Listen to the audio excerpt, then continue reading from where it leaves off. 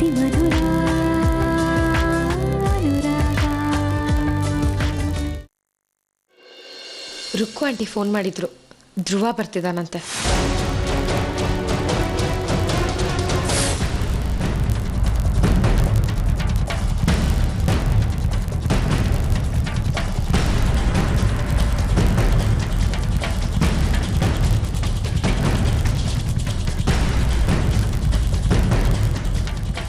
ಇದೇನಾ pension paper? ಹೇಳು, ನನ್ನ ಬದುಕಲ್ಲಿ ನನಗೆ ಸೂರಜ್ಜೆ ಅಲ್ಲ, ಅಲ್ಲಿ ಧ್ರುವನಿಗೆ ಸ್ಥಾನ ಇಲ್ಲ ಅಂತ ಹೇಳು. ಹೇಳೆ.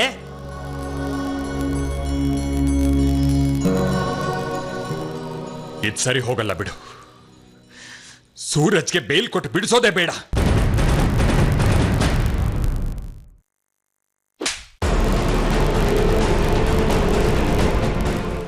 ಏನಾಗಿದೆ ಭಾವ ನಿಮ್ಗೆ? ಯಾಕೆ ಹೊಡಿತಾ ಇದ್ದೀರಾ? ಮುಚ್ಕೊಂಡಿರೋಣ.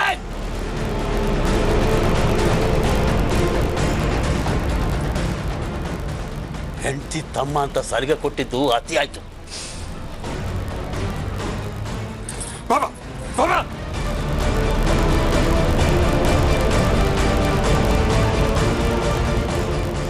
ಏನಮ್ಮ ಮಾಡಿದೀವಿ ನಿಂಗೆ? ಯಾಕೆ ನಡ್ಕೋತಾ ಇದೀಯಾ? ಈಗ ಏನಾಗಿದೆ ಬಾಬಾ? ನೋಡು,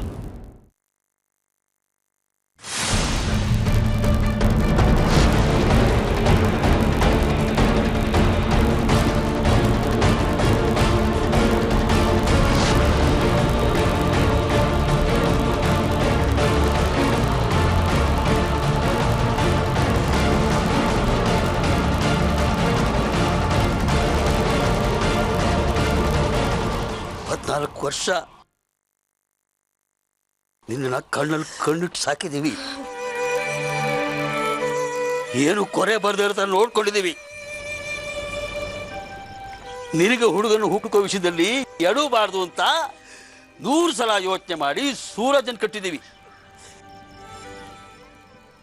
ಇಷ್ಟೇನಾ ಅದಕ್ಕೆ ಕೊಟ್ಟು ಹುಡುಗರೆ?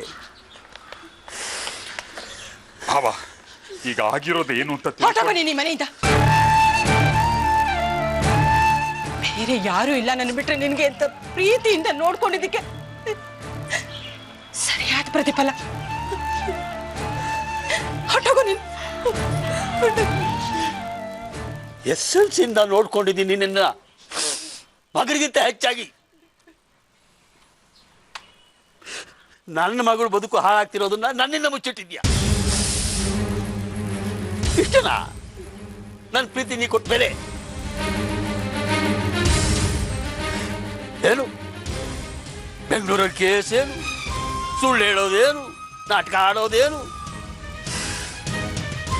ಮಗಳು ಮಾಮೈದ ಸ್ನೇಹಿತರು ಎಲ್ಲ ಸೇರಿ ಮೋಸ ಮಾಡ್ಬಿಟ್ಟಲ್ಲ.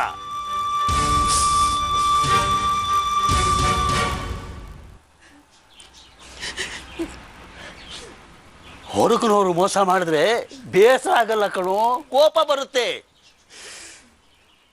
ನಮ್ಮವರು ಅಂತ ಅನ್ಸ್ಕೊಂಡವ್ರು ಮೋಸ ಮಾಡಿದ್ರೆ ಬದುಕಲ್ಲೇ ಬೇಸರ ಹುಟ್ಟುಬಿಡುತ್ತೆ.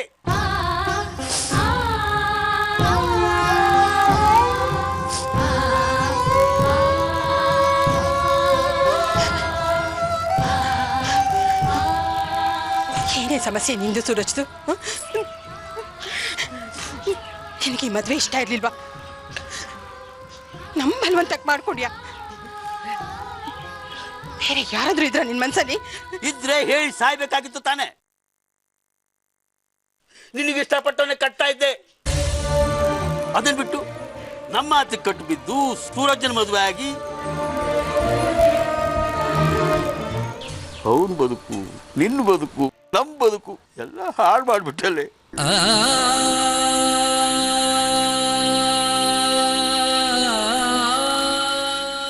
ನೀವೇನ್ರಿ ಹತ್ರ 70 ನಿಮಗೆ? ನನಗಿಂತ ಜಾಸ್ತಿ ಬದುಕು ನೋಡಿದಿರಿ, ಊರು ಸುತ್ತಿದಿರಿ. ಈಗ ಕತ್ಕೊಯ್ಯೋದು ಅಕ್ಕನ ಸಾಲಿನಲ್ಲಿ ಇಟ್ಟಿದ್ದಲ್ರಿ ನಿಮ್ಮನ್ನ.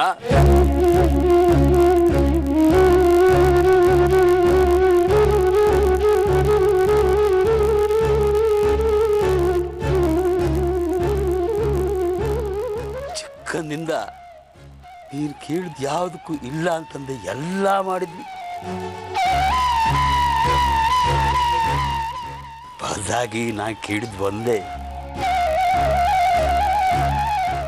ನನ್ನ ಬದುಕನ್ನು ರೂಪಿಸಿದ ಅನಂತರಾಮ್ಗೆ ಪ್ರತ್ಯುಪಕಾರವಾಗಿ ಏನಾದರೂ ಮಾಡಬೇಕು, ಅದು ನನ್ನ ಮಗಳನ್ನ ಅವನ ಮನೆಗೆ ಸೊಸೆಯಾಗಿ ಕೊಡೋದ್ರ ಹೊರತು ಬೇರೆ ಏನೂ ಅಲ್ಲ ಅಂತಂದೆ. ಹಾಗಲ್ಲಪ್ಪ, ನನ್ನ ಬದುಕಿಗೆ ಸೂರ ಸರಿ ಹೋಗಲ್ಲ ಅಂತ ಅಂದಿದ್ರೆ ಆ ಕ್ಷಣಕ್ಕೆ ಬೇಜಾರಾಗ್ಬೋದೇನೋ. ಆದರೆ ಹೇಗೋ ಮನಸ್ಸಿಗೆ ಸಮಾಧಾನ ತಂದ್ಕೊಂಡು ಬೇರೆ ಹುಡುಗನ ಹುಡುಕ್ತಾ ಇದ್ದೆ. ಬದಲಿಗೆ ನೀನು ಸೂರಜನ ಮದುವೆ ಆಗಿ ಅವನು ಈ ಸ್ಥಿತಿಗೆ ತಂದು ಅನಂತರಾಮ್ಗೆ ಹೇಗೆ ಮುಖ ತೋರಿಸ್ತೀನಿ ನಾನು? 35 ವರ್ಷದ ಗೆಳೆತನ ನಮ್ದು. ಒಂದೇ ಒಂದು ದಿನಕ್ಕೂ ನಮ್ಮಿಬ್ಬರ ನಡುವೆ ಒಂದು ಸಣ್ಣ ಭಿನ್ನಾಭಿಪ್ರಾಯವನ್ನು ಬಂದಿರಲಿಲ್ಲ. ಆದ್ರೆ ನೀನು ನಮ್ಮ ಸ್ನೇಹಕ್ಕೆ 800 ಬಿಟ್ಬಿಟ್ಟಿಯಲ್ಲೇ. ಅಪ್ಪ ಅಪ್ಪ ಅಂತ ಕರಿಬೇಡ ನನ್ನ.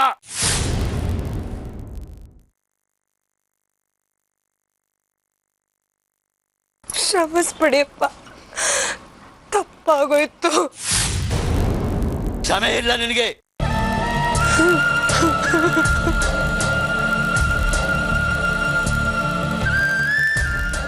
ಇನ್ನು ಮುಂದೆ ನೀನಾಯ್ತು, ನಿನ್ ಬದುಕಾಯ್ತು. ಅದನ್ನ ಸರಿಯಾಗಿ ಇಟ್ಕೋತೀಯೋ ಹಾಳು ಮಾಡ್ಕೋತೀಯೋ ನಿನಗೆ ಬಿಟ್ಟಿದ್ದು.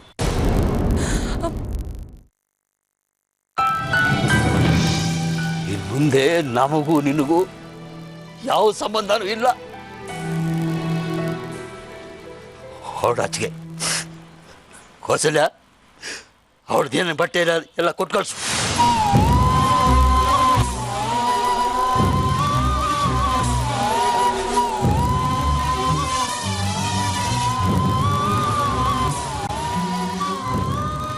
ಯಾರೋ ಲಾಯರು ಕೊಡೋ, ಫೋನ್ ನಂಬರ್ ಕೊಡೋ. ಸೂರಜ್ನ ಬೇಲ್ ಕೊಟ್ಟು ಬಿಡಿಸೋದು ಹೇಗೆ ಅಂತ ನನಗೆ ಗೊತ್ತು. ನಮ್ಮ ಕರ್ಮ ನಾವು ಸವಿಸ್ತೀವಿ. ನೀನು ಇಳಿದು ಹೊರಡ್ತಾ ಇರ್ಬೇಕು. ಈ ಮನೆಯಲ್ಲಿ ಜಾಗ ಇಲ್ಲ ನಿನಗೆ.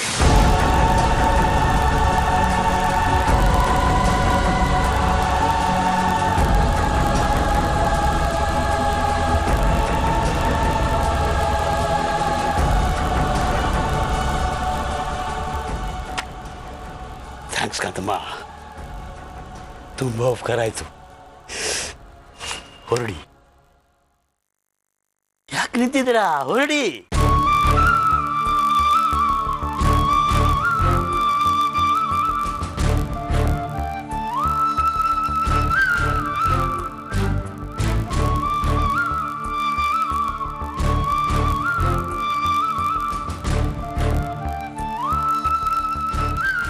ಒಂದು ಮಾತು ಆಡ್ಬೋದಾ? ನಾನು ವಯಸ್ಸಲ್ಲಿ ನಿಮಗಿಂತ ದೊಡ್ಡವಳು, ಅದಕ್ಕೆ ಹೇಳ್ತಾ ಇದ್ದೀನಿ.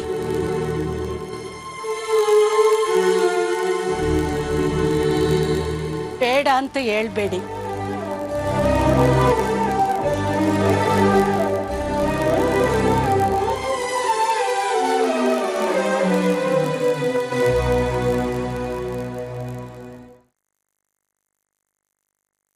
ತಪ್ಪು ಮನಸ್ಸರೇ ಮಾಡೋದು. ಮರಗಳು ಮಾಡ್ತಾವ?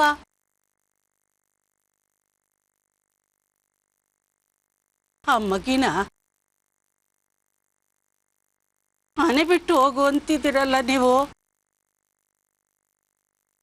ಎಲ್ಲ ಹೋಯ್ತದೆ ಅದು. ನಿಮ್ಮನ್ ಬಿಟ್ರೆ ಅದಕ್ಕೆ ಯಾರಿದ್ದಾರೆ ದಿಕ್ಕು? ಮಕ್ಕಳು ತಪ್ಪು ಮಾಡಿದ್ರೆ ಅದನ್ನ ತಿದ್ದಿ ಬುದ್ಧಿ ಹೇಳ್ಬೇಕಾದವರು ಹೆತ್ತವರು. ಸುಖವಾಗಿದ್ದಾಗ ಜೊತೆಲಿರೋಣ, ಕಷ್ಟ ಬಂದಾಗ ಬೇಡ ಅಂದ್ರೆ ಅದು ಹೆಂಗಪ್ಪ? ದೊಡ್ಡವರಾದ ನಾವೇನೆ ಬದುಕಿಂಗಾಗೋಯ್ತಲ್ಲ ಅಂತ ನರಳ್ತಾ ಇದ್ದೀವಿ. ಅದು ಸಣ್ಣ ಮಗು ಎಷ್ಟು ನೋವು ತಿಂತಾ ಇರಬಾರ್ದು. ಅವಳು ಎಷ್ಟು ನರಳ್ತಾ ಇದ್ದಾಳೆ ಗೊತ್ತಾ? ನನ್ನಿಂದ ನಾನು ನಮ್ಮ ಅಪ್ಪ ಅಮ್ಮನಿಗೆ ದ್ರೋಹ ಮಾಡಿಬಿಟ್ಟೆ. ಕೈ ಹಿಡ್ದು ಗಂಟನ್ನ ನಾನು ಸರಿಯಾಗಿ ನೋಡ್ಕೊಂಡಿಲ್ಲ. ನನ್ನಿಂದ ಎಲ್ಲರ ಬದುಕು ಹಾಳಾಗೋಗೋಯ್ತು. ನಾನಿನ್ನು ಬದುಕಿರಬಾರ್ದು ಅಂತ. ಅಪ್ಪ, ನೀವು ಆ ಮಗುನ ಆಚೆ ಹಾಕ್ಬಿಟ್ರೆ, ಅದು ಏನಾದರೂ ಮಾಡ್ಕೊಂಡ್ಬಿಟ್ರೆ ಅದನ್ನ ನೀವು ತಡ್ಕೋತೀರಪ್ಪ?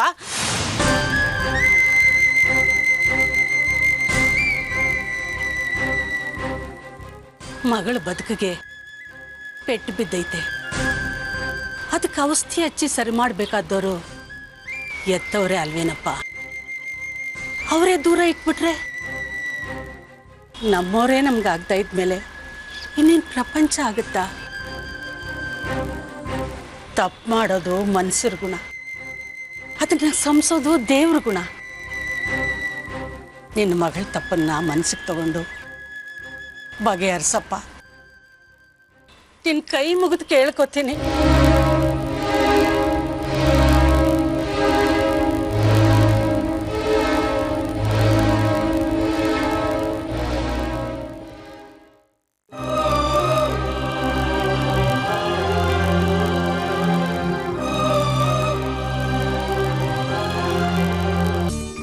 ಮನೆಯೇ ಮಂತ್ರಾಲಯ, ಮನಸ್ಸೇ ದೇವಾಲಯ.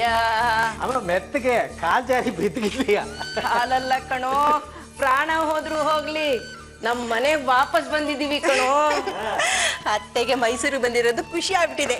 ಎಷ್ಟು ಸಂಭ್ರಮ ನೋಡಿ ಅಲ್ವೇನೆ? ಮತ್ತೆ ಹುಟ್ಟಿದೂರು, ಸಂಸಾರ ಮಾಡಿದ ಮನೆ ಇರೋದ ತುಂಬಾ ವಿಶೇಷ ಕಣೆ. ಅಲ್ಲ, ನಾವ್ ಹೋಗಿ 4 ತಿಂಗಳಾಯ್ತು, ಮನೇಲಿ ಧೂಳೆ ಹಿಡ್ದಿಲ್ವಲ್ಲೇ?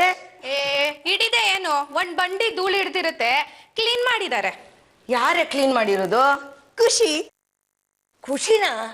ಹೌದು ಅತ್ತೆ, 2 ದಿನದಿಂದನೇ ಫೋನ್ ಮಾಡಿದ್ದೆ. ನಾವೆಲ್ಲ ಮೈಸೂರಿಗೆ ಬರ್ತಾ ಇದ್ದೀವಿ, ಮನೆ ಸ್ವಲ್ಪ ಕ್ಲೀನ್ ಮಾಡಿಸ್ಬೇಕು ಅಂತ. ಅವಳು ಮಾಡಿಸಿರ್ತಾಳೆ.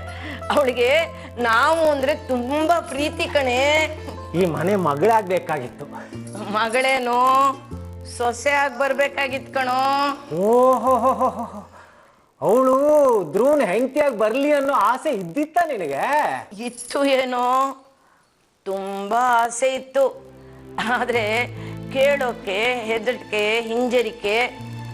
ಇದಾನಲ್ಲ ನಿನ್ ತಮ್ಮ, ಅವನೇನನ್ಬಿಡ್ತಾನೋ ಅನ್ನೋ ಹೆದರಿಕೆ. ಹೇಳ್ಬಿಡ್ಬೋದಾಗಿತ್ತು, ಆರಾಮಾಗಿ ಸೆಟ್ಲ್ ಆಗ್ತಾ ಇದ್ರು ಧ್ರುವ ಅಣ್ಣ, ಖುಷಿ. ಅಂದ್ರೆ ಧ್ರುವನು ಖುಷಿ ಒಬ್ರಿಗೊಬ್ರು ಇಷ್ಟಪಟ್ಟಿದ್ರಾ?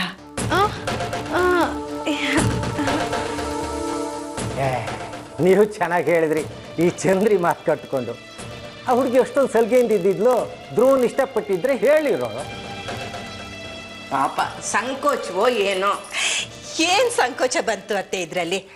ಅಲ್ಲ ಕಣೆ, ಅವಳು ನಮ್ಮನ್ನ ಹುಡುಗಿ ತರ ಇದ್ಲು. ಹೇಳ್ಕೊಂಡ್ಬಿಟ್ರೆ ನಾವೆಲ್ಲ ಅವಳನ್ನ ದೂರ ಮಾಡ್ಬಿಡ್ತೀವೋ ಅನ್ನೋ ಹೆದರಿಕೆ ಇರಬೇಕು. ನಿಮ್ಮ ಕಲ್ಪನೆಗೆ ಒಂದು ಬ್ರೇಕ್ ಹಾಕ್ತೀರಾ? ಅಕಸ್ಮಾತ್ ಅವಳಿಗೆ ಧ್ರುವ ಇಷ್ಟ ಆಗಿದ್ರೆ ಸೂರಜ್ನ ಯಾಕೆ ಮದುವೆ ಆಗಿರೋಳು? ಬೇರೆ ದಾರಿ ಇಲ್ಲದೆ ಒಪ್ಕೊಂಡಿರ್ತಾರೆ. ಚಂದ್ರಿ, ನಿಜ ಹೇಳು, ಧ್ರುವನು ಖುಷಿ ಒಬ್ಬರನ್ನೊಬ್ರು ಇಷ್ಟಪಟ್ಟಿದ್ರಾ?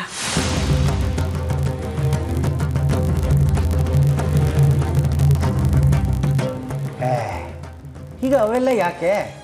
ಖುಷಿ ಮದುವೆ ಆಗೋಯ್ತು, ಅವಳು ಸಂತೋಷವಾಗಿದ್ದಾಳೆ.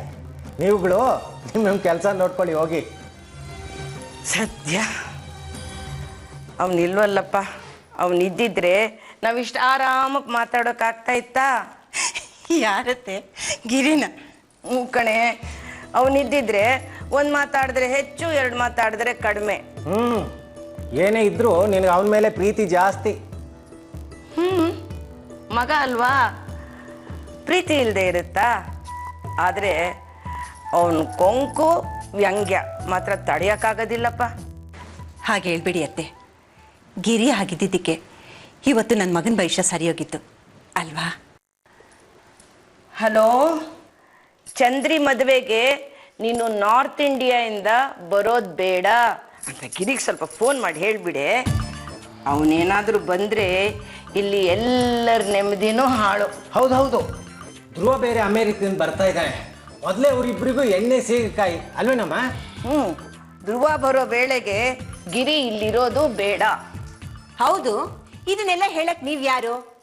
ಚಂದ್ರಿ, ನೀನ್ ಹೇಳು, ನಿನ್ ಮದ್ವೆಗೆ ಗಿರಿಯಣ್ಣ ಬರ್ಬೇಕಾ ಬೇಡವಾ? ಅಮ್ಮ ತಪ್ಪು ತಿಳ್ಕೊಬೇಡಿ, ನಮ್ ತಾಯಣೆಗೂ ಅವ್ರು ಬರೋದ್ ಬೇಡ. ತಗೊಂಡೋಗಿ ಮಾಡ್ತೀನಿ ನಿನಗೆ, ಬರ್ಲಿ ಅವನು. ಅಂದ್ಕೊಂಡೆ, ಏನು ಹೇಳಿದೆ ಕೇಳಿದೆ. ಸತ್ಯನಾರಾಯಣ ದೇವ್ರ ಪೂಜೆ ದಿವಸ ಯಾವಾಗ ಹೋದ್ನೋ ಆವತ್ತೇ ಅನುಮಾನ ಬಂದಿತ್ತು, ಏನೋ ಎಡವಟ್ಟಾಗಿದೆ ಅಂತ. ಕ್ಷಮಿಸ್ಬಿಡಯ್ಯ ಅನಂತರಾಮ. ನೀನು ನನಗೆ ಕ್ಷಮಿಸ್ಬೇಕು ಕಣ. ಇಂಥವನ್ನ ನಿನ್ನ ಅಳಿಯನ್ನಾಗಿ ಮಾಡ್ತಿದ್ದೆ. ಏನೋ ಮಾಡ್ಕೊಂಡ್ಬಿಡ್ತಾರೆ, ಇವ್ರು ನಂಬಿ ಕಟ್ಕೊಂಡವ್ರು ಅನುಭವಿಸ್ಬೇಕು. ಅಲ್ಲ ಕಣೋ, ಇದರಲ್ಲಿ ತಪ್ಪು. ಈ ಸಲ ನಿಮ್ಮ ಮನೆಯವರೇ ಬಂದಿಲ್ಲ.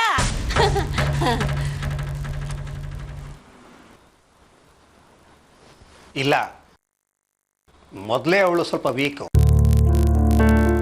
ವಿಷಯ ಈ ರೀತಿ ಅಂತ ಹೇಳಿದ್ರೆ ತಡ್ಕೊಳಕ್ಕಾಗಲ್ಲ ಅವ್ರ ಕೈಯಲ್ಲಿ. ಅದಕ್ಕೆ ಏನೋ ಒಂದು ಸುಳ್ಳು ಹೇಳಿ ಬಂದೀವಿ. ನಾವು ಸುಳ್ಳು ಹೇಳ್ತೀವಿ, ಮಕ್ಕಳಿಗೆ ಸತ್ಯನೇ ಹೇಳಬೇಕು ಅಂತ ಪಾಠ ಹೇಳ್ತೀವಿ. ಸತ್ಯ ಹೇಳಿದ್ದಕ್ಕೆ ಇವತ್ತು ಸಿಕ್ಕಾಕೊಂಡಿರೋದು ಇವರು. ಗಾಂಧಿ ತತ್ವ ಈಗಿನ ಕಾಲಕ್ಕಲ್ಲ. ಗಾಂಧಿ ಎಲ್ಲ ಕಾಲಕ್ಕೂ ಸಲ್ಲವರೇ ಕಣಿಯ. ಆದರೆ ಸತ್ಯದ ಹಾದಿ ಅವತ್ತೂ ಸುಲಭವಾಗಿರಲಿಲ್ಲ, ಇವತ್ತೂ ಸುಲಭವಾಗಿಲ್ಲ.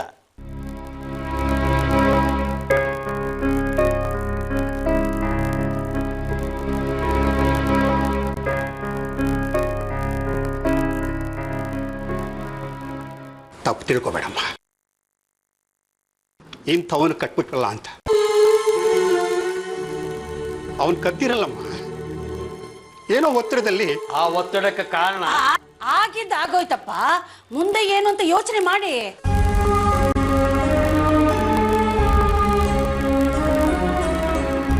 ಈಗೇನಪ್ಪ ಮುಂದಿನ ಕ್ರಮ? ಲಾಯರ್ನೇನ ಸುಂದರ ಅವ್ರ ಫ್ರೆಂಡ್ ಹಿಡಿದು ಬೇಲ್ ಅಪ್ಲಿಕೇಶನ್ ಹಾಕಿದ್ದಾನೆ. ಇವತ್ತು ಹಿಯರಿಂಗ್ ಇದೆ. ಆದರೆ ಅಳಿಯಂದ್ರು ತಪ್ಪಕೊಂಡ್ರಿಂದ ಸ್ವಲ್ಪ ಕಷ್ಟ ಆಗ್ಬೋದು. ಈ ಕೇಸು ಹಿಯರಿಂಗು ಎಲ್ಲ ಬಿಟ್ಟು ಮಗನ್ನ ಬೇರೆ ದಾರಿಲೇ ಬಿಡಿಸಕ್ಕಾಗತ್ತಾ ಅಂತ ಪ್ರಯತ್ನ ಮಾಡ್ತೀನಿ. ನಮ್ಮ planter association president home minister ಸಂಬಂಧಿ. ಅವ್ರ ಹತ್ರ ಒಂದು ಮಾತು ಹೇಳಿಸ್ ನೋಡೋಣ.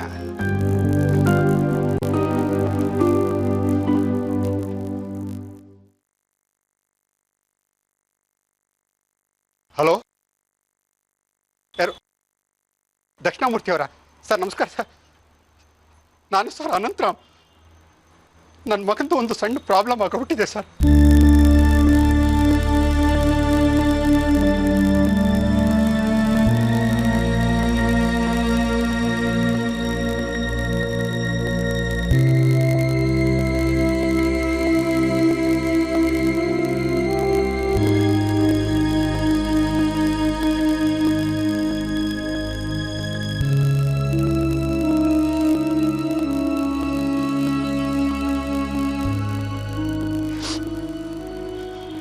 ಒಂದು ದಾರಿ ಕಾಣಿಸ್ತು ಕಣೋ.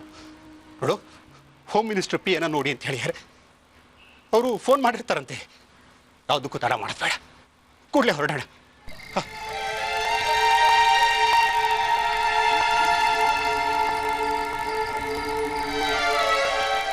ನೀನೇನು ಯೋಚನೆ ಮಾಡಬೇಡಮ್ಮ. ನಿನ್ನ ಗಂಡನ್ನ ಕರ್ಕೊಂಬರೋ ಜವಾಬ್ದಾರಿ ನಂದು.